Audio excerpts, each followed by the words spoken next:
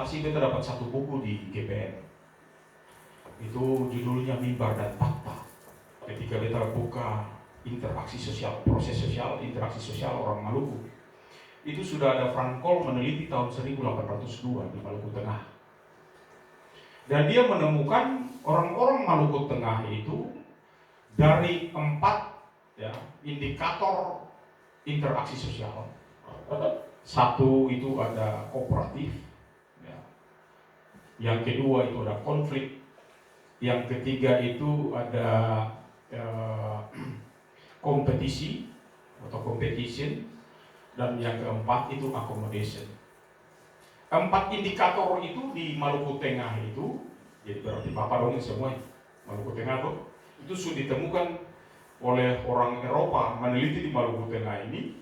Dari interaksi sosial orang Maluku Tengah, 4 indikator itu tertinggal 2. Tertinggal 2 itu apa? Kompetisi, competition. Katong orang Maluku itu tidak suka berkompetisi. Katong lemah berkompetisi. Istilah lainnya adalah apa? Persaingan. Tidak bisa bersaing. Katong orang Maluku Tengah itu accommodation-nya tidak bagus, penyesuaian dirinya tidak bagus. Nah itu beta meragukan itu. Mudah-mudahan nanti ada seseorang yang meneliti untuk membantah itu. Karena saya tahu beta orang Maluku Tengah itu menyesuaikan diri bagus. Di Jakarta sana pengawal-pengawal pribadi, bos-bos itu banyak rata-rata orang Maluku karena dong loyal. Gitu. Penyesuaian artinya dia bisa menempatkan diri. Tetapi orang Maluku itu menonjol dalam 2 hal. Orang Maluku Tengah itu menonjol dalam 2 hal. Yang pertama adalah cooperation, kerjasama. Jadi kalau bilang kerjasama, beta KKN di Ani Olas, Loki. Beta KKN di Ani. Kita pelajari sesuatu. Kalau dong bilang malam katong mau tadayo, itu jam 5 itu dong bajalan badati. Bajalan badati. Malam jam 8 subuh tadayo. Wah, luar biasa sekali. Ini bagaimana cara badatinya ini? Artinya kerjasamanya luar biasa. Orang-orang gunung itu terkenal dengan budaya Masohi. Ya kalau bilang Masohi, katong kerja Masohi, sehingga ada pejabat. Pejabat rakyat semua jadi satu. Nah ini budaya-budaya Masohi. Kooperasi, kerjasama. Jadi kalau cooperation, kerjasama dimasukkan ke dalam HPC, itu sangat cocok. Menonjol dalam 2 hal, cooperation dan konflik. Itu artinya apa? Orang Maluku Tengah itu suka bakalai, suka bertikai. Sedikit-sedikit bakalai. Persoalan adik kakak, bakalai. Persoalan tanah, bakalai. Bikin adat, bakalai. Bikin ini bakalai. Bikin sana, bakalai. Semua bakalai habis. Kas kawin orang nanti bakalai lagi. Ya mungkin itu katong terima itulah. Katong di sana-sana juga bersama, sedikit bakalai. Ada pagari kobong, bakalai. Bikin bakar batu, bakalai juga. Jadi katong menonjol dalam 2 hal, cooperation dan konflik. Kerjasama bagus, tapi suka bakalai, suka bertikai. Lemah dalam 2 hal, apa itu? Tidak mampu bersaing, competition tadi, dan yang kedua adalah menyesuaikan diri paling susah. Atau mungkin lebih senang ngambun saja. Mama saja. Ya.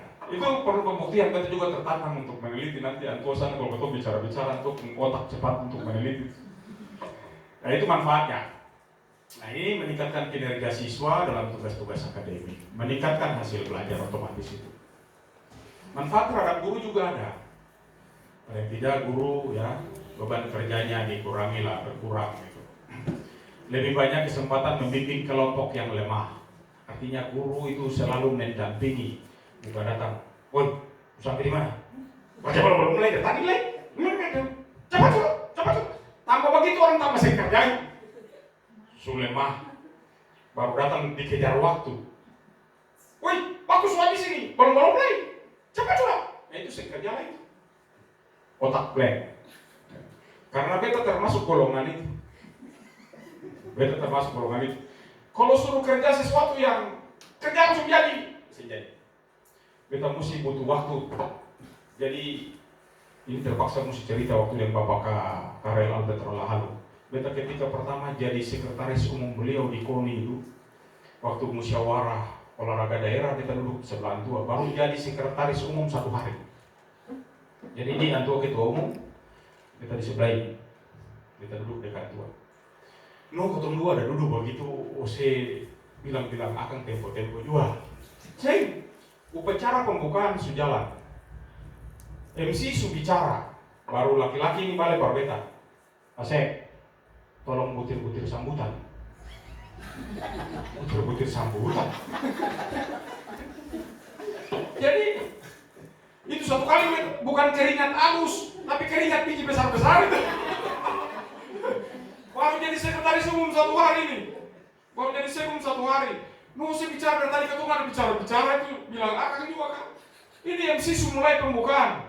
Baru dia boleh pasek. Tolong butir-butir pembukaan. Butir-butir pembukaan. Terpaksa beta tarik kursi dulu di belakang sedikit.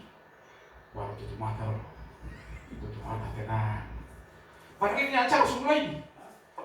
Baru beta mulai ambil pena pelan-pelan. 1. Akhirnya dapat 6 poin. 6 poin, pas habis selesai tulis satu tanya, sudah? Sudah Pak. Sudah Pak itu, antum cuma lihat kertas itu. Jadi ada kasih kertas begini kecil saja. Waktu cuma lihat. Oh iya. Sudah tuh taruh lalu pergi. Kasih sambutan. Itu kita beranggapan bahwa antum cerdas. Bayangkan 6 butir itu, 6 butir sambutan itu kita sampaikan nanti cuma lihat. Oh ya. Langsung antum naik sambutan. Naik sambutan itu butir pertama sampai butir kelima itu semua bagus. Waktu antum mau tutup sambutan, antum tanya beta ada di muka begitu. Pak Sek, bagaimana? Sudah selesai semua ya? Dia bilang kurang 1 Pak. Apa itu Pak? Ini Pak. Oh iya. Baru itu jelaskan kembali. Artinya luar biasa kecerdasannya, menangkap sesuatu yang hanya melihat begini saja sudah bisa menangkap. Nah itu katong banyak yang seperti itu. Katong pun anak-anak banyak seperti itu. Termasuk beta ini golongan yang itu. Jadi kalau disuruh cepat saya bisa. Tapi kalau lambat, perlahan, ada waktu pasti bisa. Meskipun dia lebih lama sedikit. Nah, sehingga strategi HPC itu waktunya itu tidak boleh sama. Antara orang-orang yang cerdas dan orang-orang yang tidak cerdas, orang cerdas waktunya normal. Orang yang tidak cerdas katong kasih panjang waktu sedikit biar dia bisa bekerja, dan katong menuntun orang-orang yang lemah gitu. Nah, orang cerdas kalau sudah selesai, sudah kasih dia materi yang lain untuk program percepatan. Yang ini katong tetap tuntun dia untuk bisa melaksanakan tugas baik. Gitu. Jadi, katong punya banyak kesempatan untuk bisa membimbing kelompok yang lemah. Juga dapat mengarahkan siswa yang cerdas dengan program percepatan. Jadi kalau siswa sudah selesai, yang cerdas sudah selesai, dan kasih tinggal pilih saja. Bila perlu kasih tugas baru untuk nanti besok kah, minggu depan kah, begitu sehingga orang tertantang untuk bekerja. Kayak unggulan dari strategi HPC ini, setiap siswa menjadi siap. Jadi tidak cemas, ya, tidak malu, atau tidak rendah diri. Ya. Tidak juga merasa tertekan karena tidak mendikte tetapi membantu. Artinya guru yang menekan, tapi membantu, kasih masukan-masukan sehingga orang menjadi tenang gitu. Dapat melakukan diskusi dengan sungguh-sungguh. Karena tadi itu, sehingga ada yang akan ketong bodoh dan bodoh saja. Jadi ketong bicara ya biasa-biasa saja. Saya pakai mau bicara yang bodoh bilang tak tahu apa-apa. Ya, itu salah-salah juga. Nah, tidak ada kesan pandai dan tidak pandai, terampil dan tidak terampil, semuanya sama. Tidak terburu-buru dalam menyelesaikan tugas, tetapi wajib tuntas. Nah, kasih waktu lebih lama sedikit. Kalau dia belum tuntas, saya nggak apa-apa, jangan kata main, belum main. Gitu. Tapi bagaimana? Apa yang kurang? Oh ini kita belum mengerti ini Bu. Oh iya, kalau begitu ini akan. Jadi kasih masukan sedikit sehingga orang menjadi senang, tidak terbebani dan segala macam. Tidak ada persentase hasil kerja kelompok. Jadi hasil kerja kelompok sudah diskusi selesai, dong surangkumkan, simpulkan, ya sudah itu nanti urusan guru. Nanti guru yang melihat saja, oh saya mau jawab benar kan jawab, salah puji saja, tetap kagak saja gitu. Tapi kalau ngalah kerja apa nih? Tadi tak ada apa-apa, isinya saya nggak ada apa-apa, saya kerja apa? Itu besoknya saya datang lagi. Besoknya saya datang lewat tapi kobong tuh. Tapi tunggu pukul durian juga daripada mau pergi sekolah lain. Jadi dengan demikian orang-orang yang lemah itu terbantukan.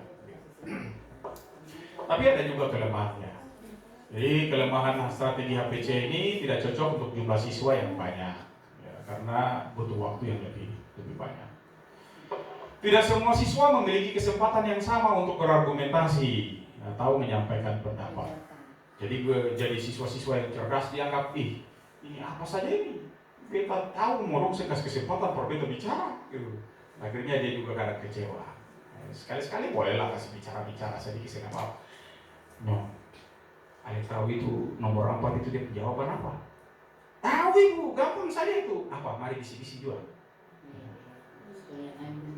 Yang lain saya dengar dia bicara apa, orang lain saya dengar, yang lain juga saya tersinggung karena dia jawaban tadi benar kah salah saya tahu. Nah, ibu guru kasih motivasi saja. Ya, tidak ada presentasi hasil kerja itu ya. Jadi siswa senang berkompetisi, ya siswa yang senang berkompetisi menjadi tidak bersemangat. Nah, karena tadi saya ada presentasi itu. Yang suka makan puji kan suka presentasi. Wih pas bilang sama presentasi, langsung dia hantam sudah. Jadi kalau dengan strategi ini karena saya ada presentasi dia jadi kecewa. Itu kelemahan dari strategi HPC. Tapi nanti ada solusi lain supaya bagaimana jangan dia kecewa. Bisi-bisi sedikit dulu. Wih, kagak. Ya paling dia kagak juga gitu. Langkah-langkah strategi HPC ini yang pertama ada arahan guru. Jadi ketong mengawali, kemudian ada pembentukan kelompok, lalu diskusi kelompok, terus menarik kesimpulan dan memberikan motivasi guru. Ini bagian materinya. Jadi kalau ini karena kemarin ketong kasih presentasi di penelitiannya juga di guru-guru penjas. Sehingga kalau di guru penjas itu kalau saya salah ada 4 jam pelajaran ya, 4 jam pelajaran, jadi cukup lama. Jadi langkah 1 ini arahan guru, misalnya ketua kasih 30 menit. Kemudian mempersiapkan rencana pembelajaran, ini yang ada RPP, LKS, tata kecakapan siswa dan segala macam itu. Langkah keduanya pembentukan kelompok atau paling 5 menit saja. Lalu berdasarkan tingkat kecerdasan siswa, ketong jadi yang pintar-pintar, ketong bisa, yang sedang-sedang sendiri, yang lemah-lemah sendiri. Lalu ketong ada di mana? Ya ketong sekali-sekali pilur yang pintar, tapi lebih 2 kali, 3 kali, 5 kali ketong ada dengan siswa yang lemah. Jadi datang ke sini bikin apa? Bukan per interogasi, tapi per mengayomi, memberikan masukan bagaimana, ada apa yang kurang, gitu. Sehingga orang menjadi terbangun rasa percaya dirinya. Gitu. Langkah keempatnya menarik kesimpulan. Jadi paling tinggi 25-30 menit. Jadi nanti diskusi kelompok ini kalau yang cerdas-cerdas ya kasih dia 50 menit, yang agak-agak kurang cerdas mungkin 60 menit. Kalau belum bisa selesai nanti ya dikasih waktu lebih panjang sedikit tidak apa-apa. Nah, kalau masih belum selesai lagi ya kasih masukan supaya cepat selesai. Lalu langkah kelima itu motivasi guru. Jadi ketemu 15 menit saja, ya, memberikan apresiasi, dukungan moral dan pujian, tidak ada celah. Jadi cuma apresiasi, pujian, ya, lalu memberikan dukungan moral. Ini yang paling penting. Jadi untuk hasil yang diperoleh selama strategi HPC ini dilaksanakan, yang pertama siswa lebih bersemangat. Yang kedua memperbaiki kehadiran. Jadi yang tadinya pemalas, takut guru dan segala macam, saya suka kawan, saya suka segala macam, orang suka melecehkan, suka pandang enteng. Nah itu jadi dia jadi semangat untuk datang sekolah lagi. Nah, penerimaan terhadap individu menjadi lebih besar, jadi dong lebih enjoy ya. Kemudian perilaku mengganggu menjadi lebih kecil karena siswa-siswa cerdas tadi itu susah ada lagi yang usil-usil, susah ada kapal angin, susah ada lagi ya dong merasa enjoy. Ya konflik antar pribadi juga berkurang, pemahaman yang lebih mendalam, meningkatkan ya, kebaikan budi, kepekaan, dan toleransi. Sehingga pada akhirnya otomatis kita mendapatkan hasil belajar yang juga yang baik. Kita kira itu yang bisa kita sampaikan. Atas perhatian kita ucapkan terima kasih. Kalau ada yang mau kita diskusikan, ya kita diskusikan rame-rame. Yang jelas paran ini akan dari Maluku untuk dunia. Jadi ada Beta, ada Dr. Allen, ada juga Pak John Marlolona. Nah, ini sudah diakui oleh dunia dan Ketong sudah memiliki hak kekayaan intelektual, paten. Sudah langsung urus paten sehingga orang di mana dunia pun saya bisa komplain, saya bisa contek, saya bisa apa-apa. Nah, Ketong sudah urus, dia punya semua. Saya kira itu, terima kasih atas segala kelebihan dan kekurangan. Kalau mau diskusi, Ketong diskusi. Kalau saya berarti kita kembalikan ke Bapak saya. Terima kasih, yang paling penting adalah Ketong sudah terima di sini Bapak. Bapak Ibu semua. Tadi kita pas masuk buka pintu itu naik dari bawah, kita mulai ragu-ragu. Ini sekolah kayaknya apa? Mau putar kiri, mau putar kanan, setengah mati. Masuk situ, masih ada lorong lain. Tetapi sampai di muka pintu itu, wih, kok udaranya segar ya? Pas masuk sampai di dalam, orang semua buka sendal, sepatu. Beta ingat Pak, karena Beta ini pembersih Pak. Jadi kalau itu Beta pasukan di kampus Beta sekarang sudah no smoking semua. Jadi di kantor itu saya ada orang merokok Beta pun. Jadi mau profesor, mau doktor itu datang saya berani merokok lagi.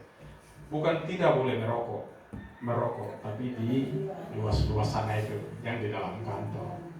Jadi tadi waktu masuk sekian banyak terkesan. Sampai di kamar mandi, kamar mandi juga bersih bagus sih. Kalau kamar mandi bersih itu ukurannya berarti orang-orang sana pasti bersih. Itu akan baik. Terima kasih. Wassalamualaikum warahmatullahi wabarakatuh. Kita kembalikan ke Dr. Allen.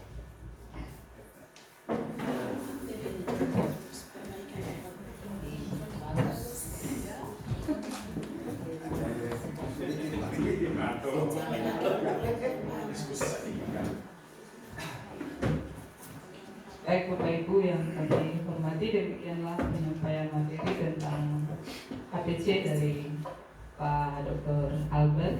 Selanjutnya saya berikan kesempatan kepada Bapak Ibu untuk memberikan masukan ataupun juga ada tanggapan-tanggapan, komentar terkait dengan strategi ini, terutama mungkin dalam implementasinya. Ya, silahkan Pak Gepsek. Makasih Ibu, Pak Doktor yang kita hormati, kita hargai.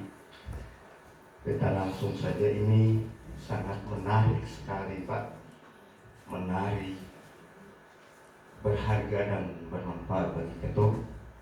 Tapi saya menyesal ini waktunya singkat terlalu Pak, sehingga walaupun begitu singkat tapi ada beberapa butir yang insya Allah kita bisa terima, kita bisa simak untuk bisa berikan kepada anak-anak ke depan. Saya ada beberapa hal yang ingin saya semacam pertanyaan atau juga tanggapan, bahwa memang kalau metode didaktik yang dulu dan sekarang jauh berbeda sekali Pak Dokter, terkait dengan strategi yang kita berikan. Dulu itu yang namanya rotan itu memang kita tidak bisa jauhkan dari setiap guru pasti memiliki yang namanya rotan Pak Dokter. Mungkin zaman sekarang tidak bisa pakai itu lagi. Lalu saya tertarik lagi dengan tadi, kalau kita punya strategi dulu masih memakai campuran yang lemah, yang pakai hidrogen. sekarang apa yang diberikan oleh Pak Dok pasti kita bisa. Bagaimana kaitannya juga Pak Dok yang saya tanyakan dalam penyusunan soal juga. Biasanya kita membuat soal itu dalam berapa soal, umpamanya 10, pasti kita ambil yang suka, yang sedang, dan yang mudah. Kira-kira ini bagaimana Pak Dokter? Yang kedua, kita mau, ini bukan lapor Pak Dok, tapi ini memang kenyataan anak-anak ini, apalagi ketumpung jelas, ketumpung guru olahraga Pak Dokter. Sering-sering anak-anak ini dong belum jam pindah dong sudah datang lapor pada mereka, Pak Guru, ini Pak Guru olahraga saya kasih ketumpung jam pindah saat ini, padahal ini ketumpung jam. Artinya anak-anak itu paling senang dengan jam pindah Pak Dokter. Mungkin ini bagaimana saya memang hari-hari begitu Pak, sehingga kita bisa sampaikan bahwa memang sekarang ini punya cara dengan metode ini jauh berbeda dengan yang dulu. Barangkali itu yang kita sampaikan. Terima kasih banyak Pak Dok. Baik, terima kasih. Baik, jadi yang pertama, di setiap tatap muka harian, mingguan, itu nanti dalam hal membuat soal itu kita butuh klasifikasi. Jadi yang cerdas tetap atau kasih soal yang lebih sedikit supaya dia jangan tertinggal atau terhambat gitu. Yang lemah atau kasih soal yang mungkin perlu ada sedikit keterangan yang lebih panjang sedikit, sehingga dong mungkin butuh tahu tujuannya apa gitu. Dari satuan tatap muka itu untuk formatif dan segala macam tetap jalan senormal seperti biasa. Nah, tetapi pada akhirnya untuk tes sumatif dan segala macam tes untuk kenaikan kelas itu soalnya harus sudah sama semua. Mengapa soalnya sudah sama? Katong butuh sampai di jalan sana, semua sampai di jalan sana tapi dengan cara yang berbeda-beda.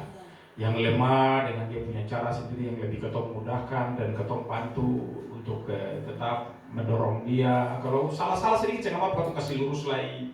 Jalan ke kiri sedikit, ke kanan. Kanan sedikit ke kiri supaya tetap kita tuntun pada tatap muka yang biasa, ada semacam tes formatif tetap laksanakan seperti biasa. Nah, nanti pada waktu tes kenaikan kelas itu, ketika orang sudah terbiasa dengan soal-soal itu, kita mulai memberikan soal yang sama kepada semua, maka dengan demikian kita akan mendapatkan hasil yang sama. Jadi tetap tujuannya sama. Katong berharap proses pembelajaran itu, tujuan pembelajaran itu tercapai, tapi dengan katong punya cara-cara yang berbeda untuk mencapai hasil yang sama. Nah, jadi kalau dari awal berat terus, nanti dong juga kewalahan dan tidak akan sampai di ujung. Nah, jadi di SPB kemarin ada yang bilang, Pak, kalau katong kasih yang lemah-lemah ini sendiri, dia langsung hilang di kabong-kabong, susah pada datang di sekolah lagi. Lalu Bapak Guru mendampingi dia, Seng. Ya kalau saya dampingi memang dong kesulitan, memang dong lemah. Gitu. Tapi kalau suruh dong baku pukul jago itu, suruh naik kelapa jago itu, suruh menyelam jago itu. Nah, artinya dong punya kemampuannya beda-beda. Ada yang mungkin tadi tanya langsung jawab itu, suruh menyelam saya berani. Gitu. Artinya dong ada yang lemah ditambah lain, tapi hebat ditambah lain. Nah, jadi kalau Bapak Guru kasih tugas, kalau Pikas tinggal dong kerja sendiri, dong susah tahu mau tanya sama.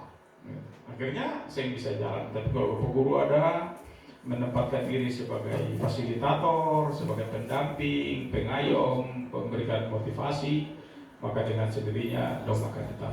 Ketong berharap tujuan akhir semester itu semua mencapai hasil yang sama, tetapi dengan cara yang berbeda-beda tadi. Nah, sedangkan kalau untuk PEJAS, karena tadi kita bilang itu, ketong rata-rata masih terbawa. Jadi sebenarnya di ilmu keolahragaan itu ada 11. Ya Bapak dong dapat kasih. Jadi kalau di ilmu keolahragaan itu ada 11 subdisiplin ilmu. Yang di sekolah ini cuma satu subdisiplin ilmu, yaitu pendidikan jasmani, atau yang ketong kenal dia dengan physical education. Nah, tetapi ada yang lain banyak. Yang lain itu apa? Ada sport sociology, ada sport anatomy, ada sport physiology, ada sport history, ada sport management, banyak, ada 11. Jadi masing-masing itu punya sendiri-sendiri. Yang Bapak lakukan di sekolah ini adalah sport education-nya. Jadi physical education-nya. Nah, yang tertanam di ketong pengkotak ini adalah sportnya, bukan physical education-nya, tapi sport education. Jadi pendidikan olahraganya berbeda dengan pendidikan jasmani. Kalau pendidikan olahraga itu ketong di SGO, begini, harus lempar cakram, harus betul, tidak boleh salah, itu pendidikan olahraga.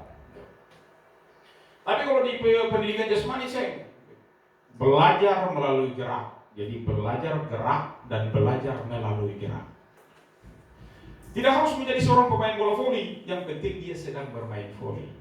Saya bisa pukul bola hebat, bola yang keras-keras, kasih dia itu bola-bola plastik, bola-bola kertas, bola-bola atau balon-balon, bisa. Tidak perlu harus lempar cakram jauh-jauh. Yang penting dia bisa lempar dengan batu, sampai di situ dia bisa lempar dengan kayu yang cuma panjang 1 meter. Kalau sudah bisa panjang 2 meter, sudah bisa panjang 1,80 meter. Nah begitu. Dengan sendirinya dia akan terbawa untuk bisa. Jadi inti dari tadi kita bilang physical education tadi atau pendidikan jasmani tadi adalah fun. Sama dengan tadi student well-being tadi, kebahagiaan, happy, funky. Jadi dong mau penjas itu, Bapak bilang salah itu. Jam olahraga itu harus tunggu sudah itu. Jam penjas itu harus tunggu. Bapak kalau belum keluar lah cepat sudah. Nah, tapi kalau ada Bapak guru yang menyebalkan, Bapak balas juga. Itu aneh. Yang setengah mati itu kalau yang di Saberus, Kalam Kudus, itu yang orang-orang tak pernah pegang bola, tak pernah pegang apa-apa, itu paling sengsara dan dong itu. Tapi bikin dong, ada yang tidak bisa bikin apa-apa, tapi senang ikut bermain sana, ikut bermain sini sampai yang putih jadi merah. Nah itu kita suka kasih nilai sama dengan yang lain saja, karena kita bukan menuntut dong untuk menjadi seorang pemain bola voli. Mata pelajarannya boleh sepak bola, tapi tidak bikin dong menjadi pemain sepak bola. Nanti kalau dong tertarik dengan sepak bola, silakan dong kembangkan sepak bola di luar sana, di klub, ekstrakurikuler dan segala macam. Nanti kita kasih dong bulu tangkis, tapi tidak ada tujuan untuk membuat dong menjadi seorang atlet bulu tangkis. Ketong cukup memperkenalkan bulu tangkis, cukup dong bermain pukul takar uang saya nggak apa-apa, tapi dong terlibat aktif tadi self regulation learning tadi. Dia terlibat aktif saja, inovasinya keluar, semangatnya keluar. Kasih nilai sama saja itu, karena ketong butuh seorang petinju yang handal di sekolah, saya butuh sebuah league sweeping di sekolah kemarin yang juara olimpiade sampai polika sampai itu pemain bulu tangkis. Ketong saya berharap pemain bulu tangkis itu juara di sekolah. Ya, tetapi nanti dia hebat di luar sana. Tetapi di sekolah ketong bikin dia suka semua itu. Ini suka, itu suka, sana suka, semua suka. Datang pokoknya bilang penjas saja, oh tertawa sudah, senang sudah, itu sudah itu. Jadi ketong belajar gerak dan belajar melalui gerak. Artinya belajar gerak, belajar melalui gerak itu bukan menjadi sebagai seorang pemain yang handal, tetapi bikin dia lebih happy, lebih enjoy, dia punya aktivitas fisik jalan bagus, kesehatannya menjadi prima, itu yang ketong butuh. Jadi saya kira itu yang bisa ketong diskusikan. Jadi kalau kita lupa nama PD apa? Pak Deden, kalau ada siswa yang mau olahraga lagi, Bapak yang dapat panggung.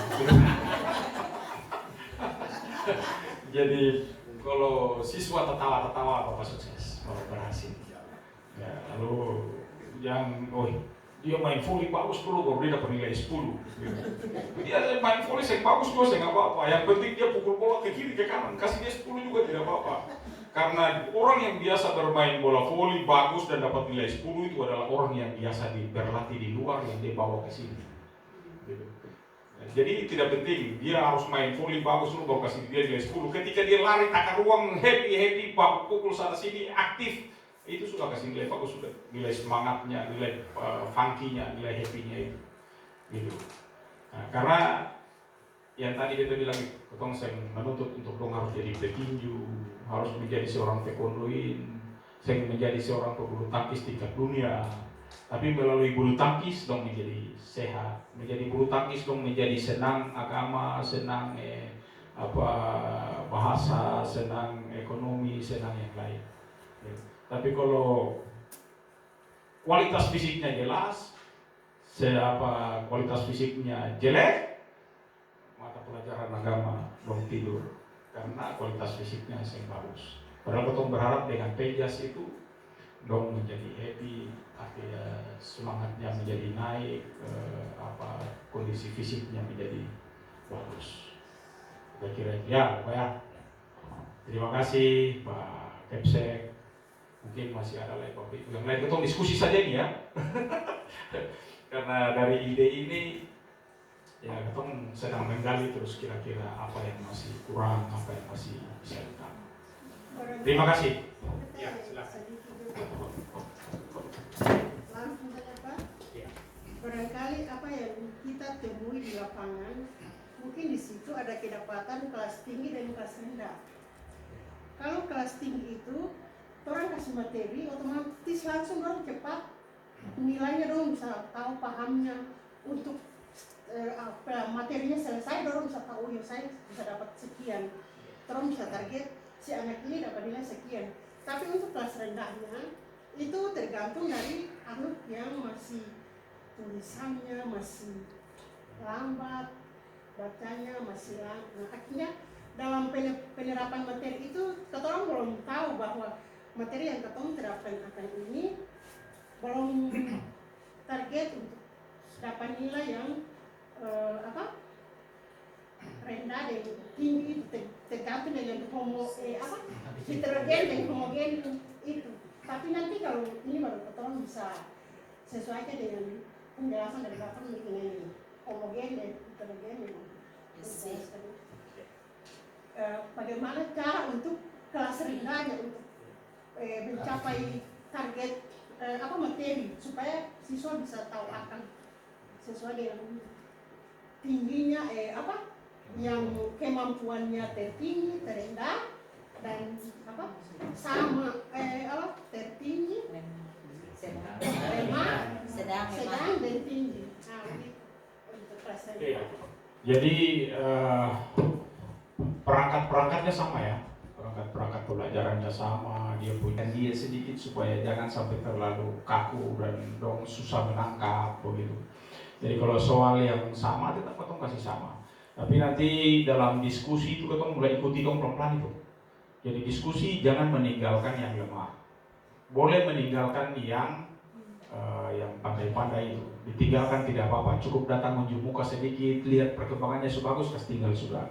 Tapi ketong mulai dampingi yang lemah, terus ikut dampingi, ada kelemahannya ketong tahu. Jadi dengan demikian penilaian itu datang dari ketong punya hasil kebersamaan, pengamatan itu ketong akan tahu.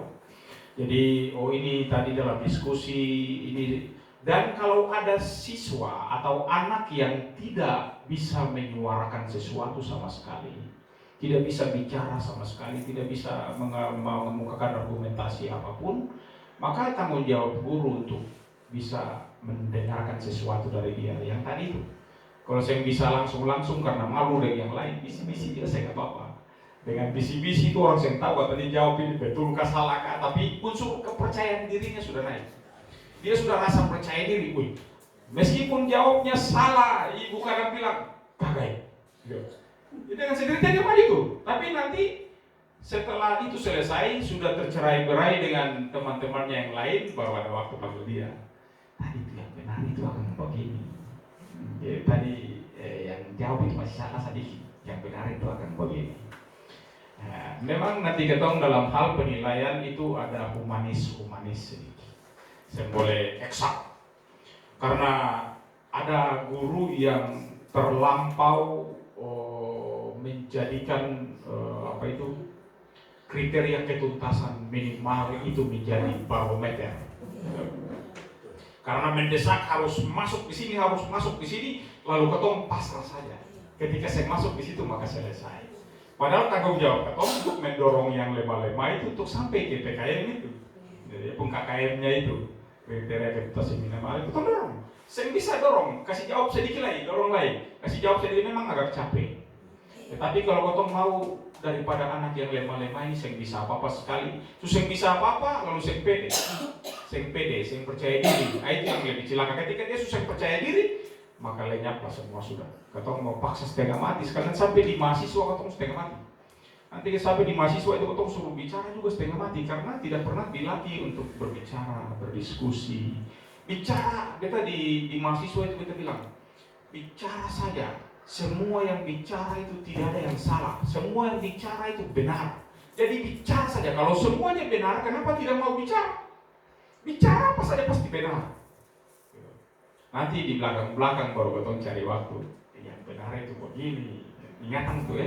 Ingatan. Itu selain yang harus ingat. Jadi dengan demikian kotong karena berproses bersama-sama dengan dong, kotong tahu mulai aktifnya di mana, ini sedikit masih kurang mampu bicara, nanti mungkin besok-besok akan digiring lagi, akan menjadi lebih bagus lagi. Jadi memang agak capek, tapi kalau kotong dia punya hak asasi dia untuk mendapatkan sesuatu.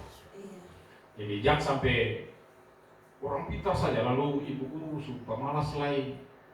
Sudah nanti yang kerja kelompok saja itu ada si siapa itu Muhammad itu nanti Muhammad yang ajar kamu sudah tutor sebaya sudah. Gitu. Kalau ketemu Sutermen ada tutor sebaya, ketemu santai sudah itu saya tahu apa di kapal itu. Paling tidak ketemu giring dong secara bertahap bersama dong. Tutor sebaya tetap ada, tetapi tutor sebaya terjadi antar orang-orang yang homogen.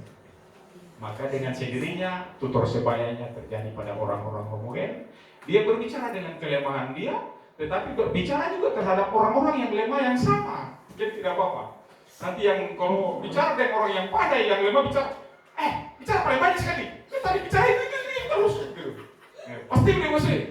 Kalau sebegitu berarti saya. Padahal yang katong butuh itu. Ketika dong sudah termotivasi, sudah percaya diri, sudah jadi pede, di mana dan kapan pun dong akan bersuara. Kita kira itu. Awal-awal mungkin ada masalah. Tapi dengan naluri mama yang keluar itu pasti itu naluri ibu, naluri mama itu pasti kedekatan emosional itu selalu ada. Akan menjadi tertantang kepada mereka-mereka yang suka marah-marah. Beta ini suka marah-marah, ada saudara tahu beta apa? Kalau tahu beta susah bisa bicara lah ya itu sudah. Mungkin bisa minta bantu teman-teman yang lain, teman-teman guru yang lain untuk saling memberikan masukan, kontribusi pikir juga tidak apa-apa. Beta kira itu ibu, nanti sambil jalan, sambil ketong tata pelan-pelan, menemukan sendiri, ini solusinya begini. Yang jelas bahwa HPC ini bukan satu-satunya strategi pembelajaran. Masih ada strategi pembelajaran yang lain. Kalau HPC ini tidak bisa mengakomodir semua persoalan, kembali ke pembelajaran yang lain untuk bisa melengkapi. Sekarang yang ketong ingin kembangkan ini nanti bukan HP cognition lagi, tapi HP untuk yang homogeneity untuk psikomotornya. Jadi yang sementara dikembangkan. Ini inovasi-inovasi yang ketong usahakan. Jangan cuma orang Amerika saja yang bisa menemukan sesuatu. Ya ketong juga harus menemukan sesuatu untuk ketong lah gitu. Dan diakui oleh orang Amerika kan begitu. Diakui oleh seluruh dunia. Itu yang perlu ketong. Terima kasih buat semua.